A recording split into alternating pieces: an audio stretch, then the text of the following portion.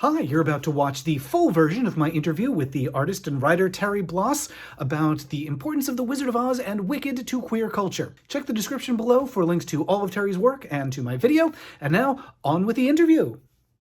I'm Terry Blas. I am a comic book writer and illustrator. I mostly specialize in like young adult, middle grade books. All my books feature queer and POC characters. And yeah, I teach art at the university I went to as well.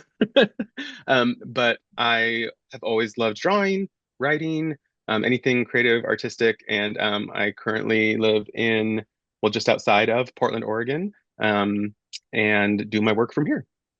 So, can you tell me a little about your history with The Wizard of Oz? Do you remember a time when you like discovered it initially, or was it just like always in the air? In a way, I feel like the the 39 film was always right in the air, but the first main big discovery I had was that the first movie I remember seeing in the theater that I think I saw in the theater was Return to Oz because I was about 5 years old. So that should explain quite a bit right there. Um, and I was just so super fascinated by it because what happened was that got me to then go look for the books.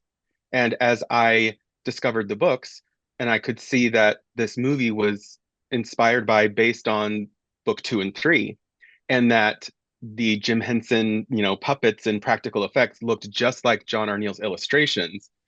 It like did something to my imagination that I can't explain. I just thought like it's interesting how it popped right off the page and into this film. It was like almost like a one-to-one. Um, so yeah, that was one of the first big main discoveries. But from there, I read all of the books. I grew up right down the street from a library, so I would go there, get the next one, read it, go get the next one. And I was just fascinated by them. I loved them, and I loved the 39 movie. Gregory Maguire talks quite a bit about like, they would play it once a year. It was like a holiday. And so I did grow up during that time as well. You would make your popcorn, you'd get ready, you'd watch The Wizard of Oz once a year. Um, but yeah, I've always loved that whole world. It's so strange and weird and just really fun. And yeah, I think I related to it in quite a few ways. Do you recall when you were 5 and you saw Return to Oz? I think a lot of kids might respond to that with horror or, like, panic attack. What was it that captured you? Like, what was your impression of this film that's so different from what you might expect from the 39 version? It's much more true to the books, I suppose, in terms of its story and in the way it's adapted. But I think what really captured me was um, the practical effects in it. That you could feel as if you were in that world. As I loved the characters, I thought it was sort of like a mirror to The Wizard of Oz, where Dorothy once again essentially solves her problems by making friends, right?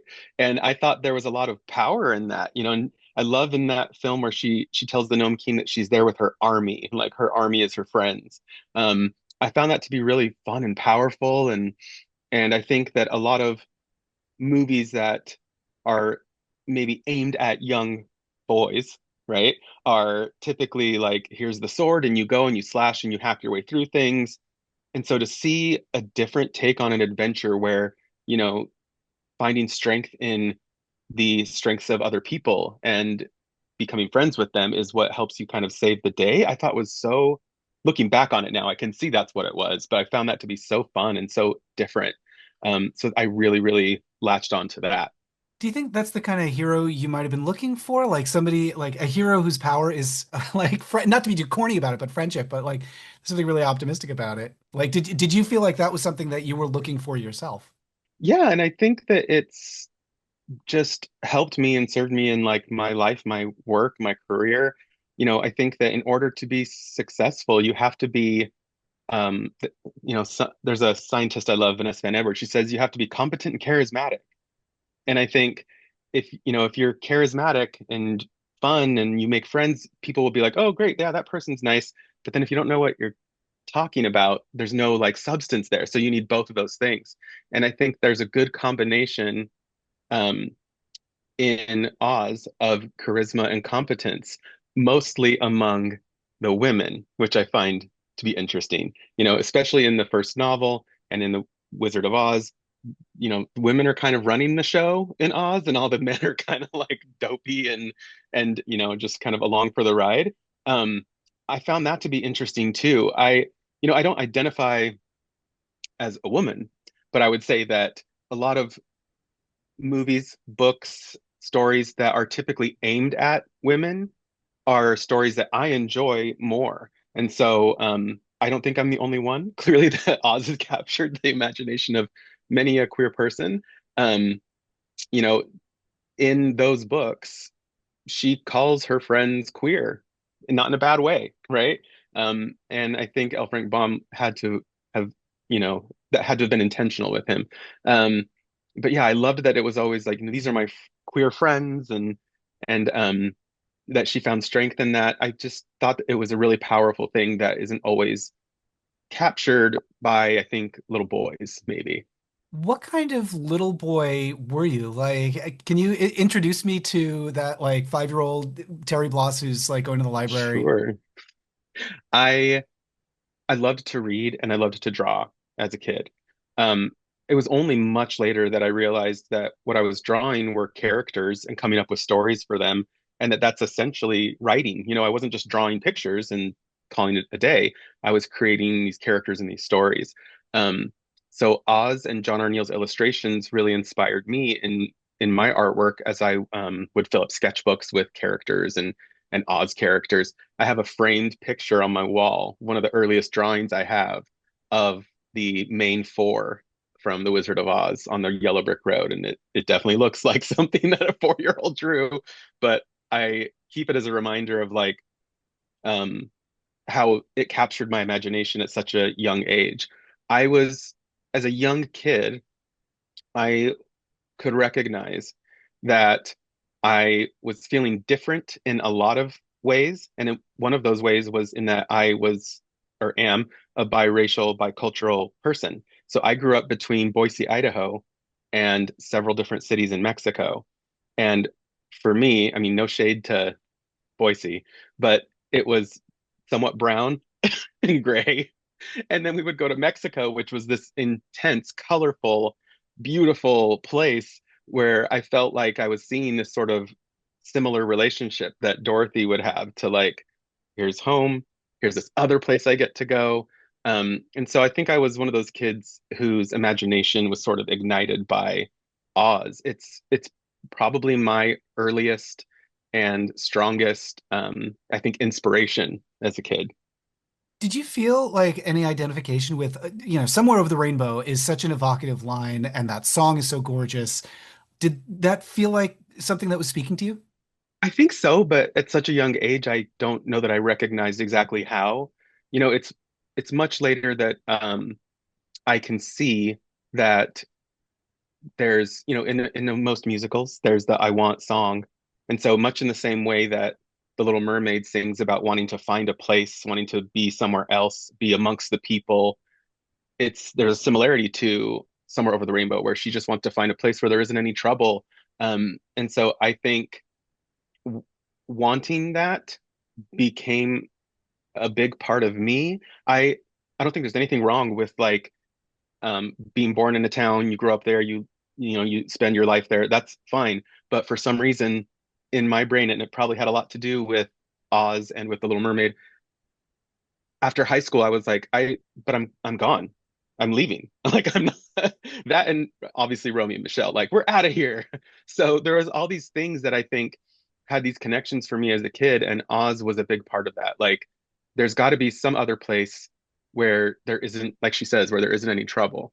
And I think that definitely had a strong impact on me. From the 39 film, from Return to Oz, from the books, from other Oz adaptations, did you have a favorite character as a kid? And has your favorite character changed, or has it always been the same?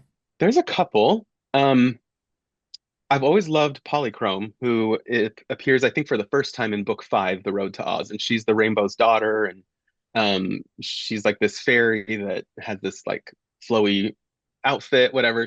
I loved all the illustrations of her. They're very Art Nouveau, and But my favorite character seems to have always been TikTok. I mean, right? Um, I loved that character in the books. I found him to be so interesting. He is likely, some people consider him to be the first robot in Western literature because we weren't even using the word robot when his book was written. They called him a machine man, like because they didn't have the term. Um, and in the film, in Return to Oz, I still can't explain it to this day. I don't know why I love this so much, but he tells Dorothy, no, he tells a Wheeler, I'm only a machine, so I can't be sorry or happy no matter what happens. And by the end of the movie, he's crying. And so that I think for some reason was really emotional to me. And I think maybe it had to do with like even as this robotic character, he placed these limitations on himself, thinking of who he was. And by just being in the world, by just going out and having experiences, he became more than that. And so maybe that has something to do with it. But TikTok's always been my favorite character. I have very little artwork of my own hanging in my home. And the one piece I do have hanging up is a large painting of TikTok that I did. It strikes me that I know that growing up, you're growing up in a religious context that didn't always speak to you, and you might have felt as though you were putting limitations on yourself until you went out into the world and, experienced things like Buffy, for example, and Sure. kind of grow into who you've always been all along. I mean, that's always been a part of Oz, right? Like you are greater than you realize you are. Hmm. Yeah, I think that's part of the beauty of it. And there's multiple characters who I think experience that as well. Um, you see that quite a bit in the first book, and you see that in the film. With my favorite thing about the movie and about the 1939 film is not something that as a child I really noticed, but as you become an adult, you go, wait a minute, the Scarecrow doesn't have a brain, but he's the one coming up with all the ideas. The Tin Woodman like doesn't have a heart, but he's crying all the time. And then the Cowardly Lion has one moment where he's like, "Wicked Witch or no Wicked Witch, I'm going to go in and save Dorothy." Um, and so I think that is a good example of like, you maybe have been told that you are something or you think you're something, but look at how you actually are and to not place those limitations on yourself. You can be much more than you already are. The wizard essentially like you already have all that stuff. You don't need a medal or a whatever, but sure, here you go. Have there been times when Oz stories served you well, either as a companion or inspiration or escape at like a difficult time? During, I guess, the pandemic, I told myself I'm gonna write a couple new books just to like get through it. Who knows when this will end? And I started an adaptation of my own of the novel of the first book, The Wonderful Wizard of Oz. And I started like a graphic novel adaptation that is visually very Mexican inspired. And I thought, Oz and I think maybe Sleepy Hollow are the two American fairy tales that we have. And when almost a quarter of this country is Latino, most of those Mexican, it made sense to me. And with the way I grew up, going between these two places, that like, why isn't there just this visually Mexican inspired version of this, like hybrid animals. Like, really? Come on, that's if that's not Mexican, I don't know what is. Monkeys with wings and Calidas are like tigers with bare bodies, and so it just made a lot of sense to me. And I also think that we really don't know anything about Dorothy's parents, right? Like, we don't ever really hear too much about that. So I wanted to indicate some of those things with maybe like a photograph or whatever, not really changing or adding to the story, but just showing certain things. So creatively, it really helped me and inspired me during that time. Growing up, I think it was just luckily an easy source of escape for whenever I needed one. Um, I, these, where are they? Somewhere up here is above this shelf is the entire set of the 13 books that I've had since I was a kid. And so after reading them from the library, I would start collecting the small paperback versions. And yeah, I would just go to those whenever I needed an escape, whenever I wanted to read something. Um, so they've helped me throughout many different times, but in recent times, mostly kind of trying to create my own version of that. You mentioned that they were an escape, and I know like collecting something, especially when you're a kid, can be very difficult. So it's got to be something that really matters to you. Can you talk a little bit about what you felt you might have been escaping from? Well, you mentioned I grew up in a pretty religious household, and I think that there were certain expectations placed upon me. All the other boys in my school and in my church were super into, basketball and football, and there were expectations placed on me to be a missionary and to do certain things.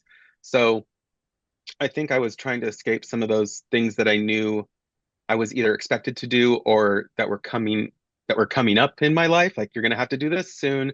And so escaping into Oz, um, I don't know, felt nice. It felt like it was something that I think because there's such a long history with Oz, it just automatically feels like something that will always be there for you.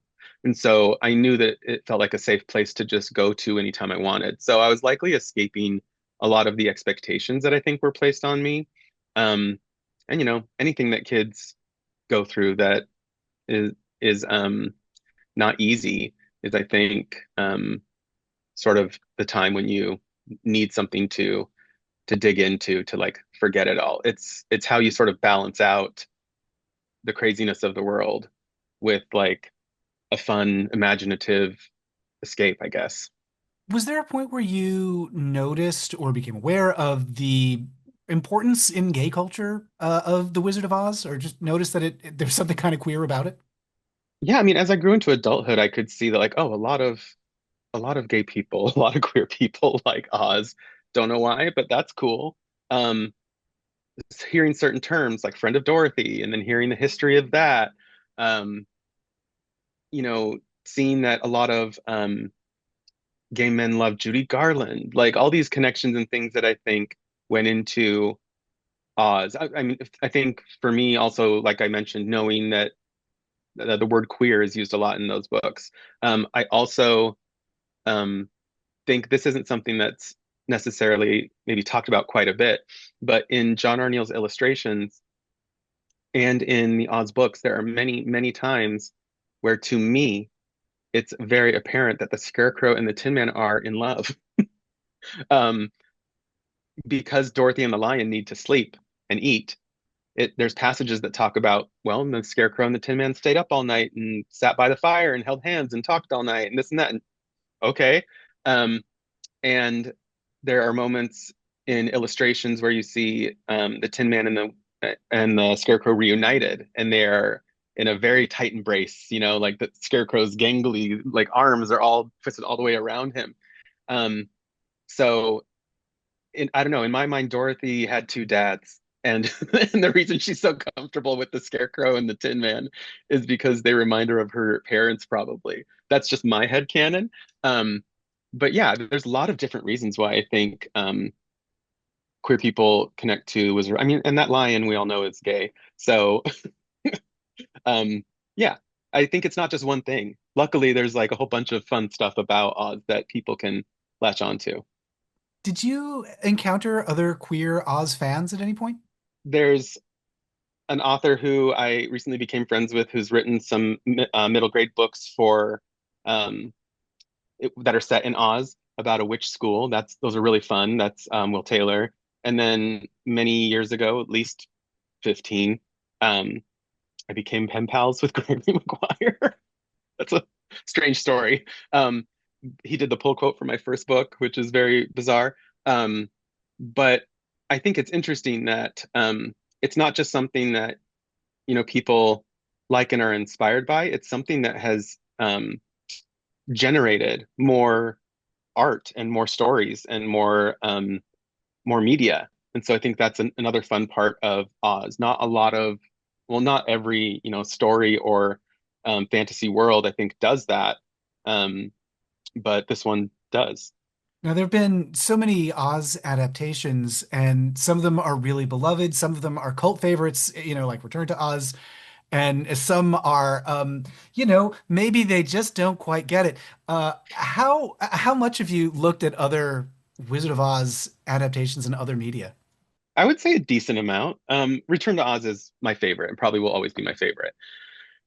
There is a strange anime called The Galaxy of Oz, which I actually kind of enjoy and I think would make a fun new like space adventure, like um maybe she picks up, the Scarecrow and the Tin Man and the Lion, whatever, at like a different planet along the way, or who knows. So that one's kind of fun. Um, I saw another animated one when I was a kid, I think called like Journey to Oz or something with like a Yeah. merry-go-round horse in it. I think Liza Minnelli does a voice in that one. Um, and then there's a lot of like graphic novel and other book adaptations that I really enjoy. Evan Dom, who did the comic Rice Boy, did an illustrated version of The Wonderful Wizard of Oz. The somewhat recent Marvel comics series with Eric Shanower and Scotty Young was really cool. They did, I believe, at least the first six books. And then there's another graphic novel adaptation of the novel that was it's all painted and it was done by a French graphic novelist. I wonder if I have it here. I do. It's right here. This is um this is that version. Oh, I mean, that's Dorothy looks lovely. slightly like Wolverine, but but but I think it's just a really interesting, beautiful, like beautifully painted adaptation that I tend to gravitate towards. I love how colorful and how um strange it is, but and how loyal to, the original novel. Um as for other like film adaptations, of course I've seen Tin Man. I thought it was okay. I saw Emerald City, the TV show. I thought it was okay. Um, I don't know. I think there are some novels I've heard about that I haven't read that are like not necessarily adaptations of the source material, but like newer things.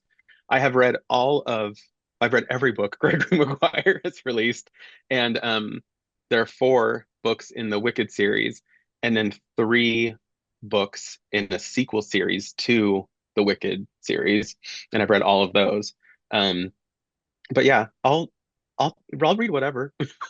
I'll consume whatever that has to do with Oz. Something that I've heard from a lot of people, and you mentioned this as well, is the adaptability of the text and that it can be a lot of different things to a lot of different audiences. And I'm curious if there is anything that you feel is fundamentally Oz, like it's baked into the DNA and like an adaptation needs a certain quality. Like, I have a lot of opinions about like what makes something very Star Trek, but I'm curious if you've got Ah, thoughts on like what makes something fundamentally Oz, like that an adaptation really needs to have to get it right. that's a really good question. The I don't know if this is a great answer, but the first thing that comes to mind is I feel like it needs some sort of bumbling idiot. Someone who like is just kind of like a funny goofball. Um, because so much of the original Oz books, um, there's so many moments of like weird puns and weird things that like are a play on words that somebody says that they may not really understand. Um, I also think, the first, I believe, six books are kids who I say kids because Dorothy, and then there was like I think a boy named Jim or Jeb or something, and Button Bright, but kids who find another magical world, Oz or Ev, and they go on these adventures. I think by book six, L. Frank Baum was, I mean, he's like, no, they just live in Oz now. I'm not going to come up with a new way to get them there. Um, so I don't know that every adaptation needs that, but I think there needs to be some sort of, for me, some sort of adventurous quality to it, I think. It has to feel like I kind of want an Oz adaptation to almost have that standard hero's journey format. And I think the Wizard of Oz does that. Wicked does that. So I think those for me are pretty successful versions. What are your thoughts on the queerness of Wicked? The book, the stage musical, the film. Like, do you see that speaking to queer people in the same or a different way as other texts? I guess I see it applying pretty similarly. I think with with the new film adaptations, I mean, half that cast is queer, and that's great. Um, and there are a lot of people who, the minute the minute that they're roommates, people ship them, Glinda and Elphaba. And so there is like some subtext there. Um, and I think that I don't know why this is inherently gay to me, but we we all have a powerful diva that we love. And so this powerful witch character, I think is pretty gay.